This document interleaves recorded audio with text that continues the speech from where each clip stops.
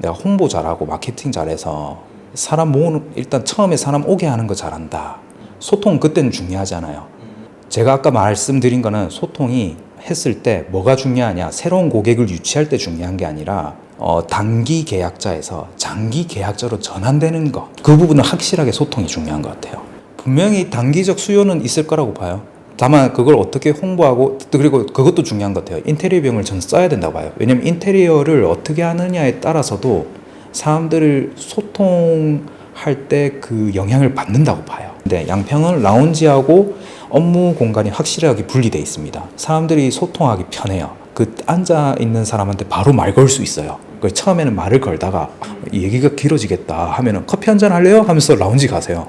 그리고 길게 얘기하세요. 이것도 인테리어 영향이 있다, 소통하는데. 대표가 본인이 운영을 할 때 본인도 여기에 관여를 할 거다 할 거면 본인이 일단 소통 잘하는 게 중요하다고 봐요. 대표하고 얘기하는 거랑 직원하고 얘기하는 거는 또 다르거든요. 대표님들 고충은 대표님이 알죠. 어떤 운영하는 사장보다 뭐 말주변이 좋다든지 아니면은 듣는 거라도 진짜 잘한다. 사람을 좋아하는 거예요. 사람이 좋아서 사람이 무슨 얘기해도 기분 좋게 듣고 오래 듣고 막 신나.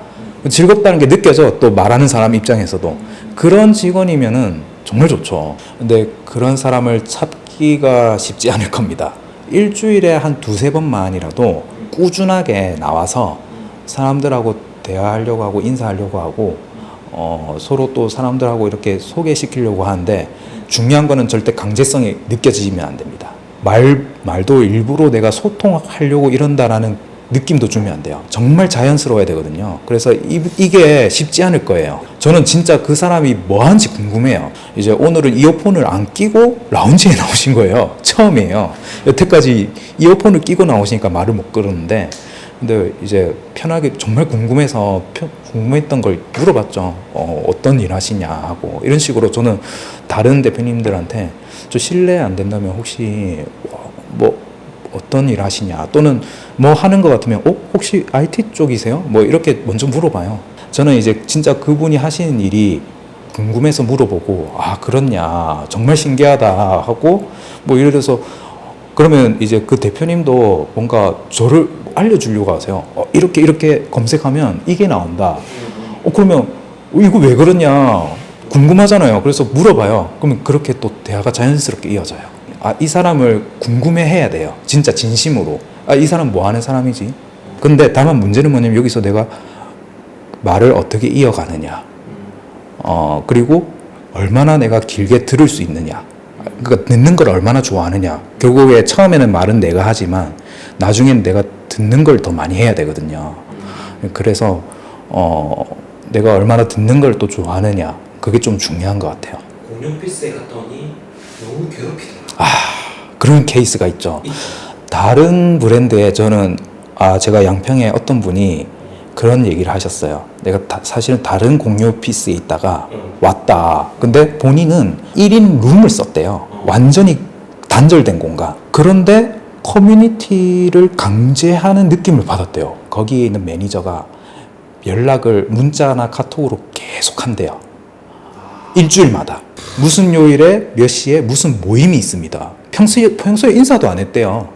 평소에 매니저하고 인사도 안 하고, 그렇다고 다른 대표님들하고 말도 건 적이 없대요. 유대가 없는 상태에서 커뮤니티를 위해서 모여라 하면은 불편하지 않을까. 이분은 그래서 불편했대요. 이분도 소통이 가능한 분이에요? 소통이 가능한 분이었어요. 그러니까 사람들은 대부분 마음은 닫혀있는 사람도 있고 낯가린 사람도 있고 많아요. 오래된 멤버분이지만 말 트는데 오래 걸린 분도 있거든요. 근데 그래도 전 기본적으로 인사는 했어요. 왜냐, 오픈된 공간에서 눈 마주치면 인사 쉽게 할 수 있거든요.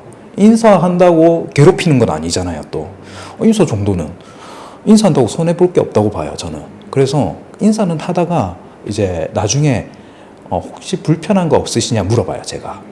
없다고 하면 그냥 넘어가는데, 나중에 이거 화장실 이거 불편하더라, 물이 새더라, 그럴 때, 그런 컴플레인이 들어올 때 소통을 이어가는 것도 중요한 기회가 될 수 있어요. 그래서 소통은 언제든지 기회는 열려 있다. 다만 내가 이거를 너무 소통이 중요하다고 해서 소통에 지배를 당하는 게 아니라 내가 소통을 이용해야 된다. 기회가 옵니다. 어떻게든 기회는 오니까 조급해 해서는 안 돼요. 소통 때문에. 조급해 해서는 안 되고, 다만 제일 중요한 거는 우리 일단은 고객이잖아요. 불편한 게 뭔지를 빨리 파악해야 돼요. 근데 불편한 거 있으세요를 자주 하셔도 안 돼요. 그렇죠? 왜냐면은 나 괴롭히지 마라 하는 사람이 있는데, 낯가리는 사람이 있는데 맨날 시시때때로 불편한 거 없냐 물어보면 그것도 괴롭히는 거거든요. 일단 있다 보면은 사람도 보다 보면 기색이 느껴져요. 아, 이 사람 뭐 불편해하는 것 같다. 느껴질 때가 있어요. 분명히 있을 거예요. 그때는 이제 한번 물어볼 수 있는 거죠. 그래서 그런 거 불편한 거를 빨리 찾는 것도 소통에 도움되고, 그냥 인사만 해도 나중에 소통하는 기회는 온다. 양평은 일단 커뮤니티 형성하려고 노력하지 않았어요. 그리고 커뮤니티도 지금 딱히 없어요. 뭐 독서 모임 안 하고 있어요. 뭐 따로 모여서 뭐 파티? 뭐 코로나 때문에 못하죠? 못해요. 뭐 할 수 있는 게 없죠. 근데 왜 양평은 커뮤니티가 형성된 것처럼 느껴지느냐? 사람들이 알아서 서로 얘기하거든요. 예, 그런 분위기를 매니저가 만들 수가 있어야 됩니다. 인테리어 기획도 정말 잘해야 돼요. 막을 때는 막더라도 오픈할 때는 오픈하고, 그리고 여기 사이에 개연성도 있으면 더 좋고, 반드시 중요한 거는 사람들이 딱 내가 이 공유 오피스 들어왔을 때, 아, 내가 입을 다물었거나 내가 조심해야 되겠구나 라는 생각이 들게 하면 안 돼요. 마음이 편안해야 돼요. 편하게 내 업무를 볼 수 있겠구나 라는 느낌을 주는 인테리어가 중요합니다. 내가 여기 왔는데 키보드 쳐도 되나? 청축 키보드 써도 되나? 마우스 클릭해도 되나? 이런 느낌이 들면 그거는 일단은 처음에는 마이너스로 시작되는 것 같아요. 그래서 인테리어도 굉장히 중요하고, 완전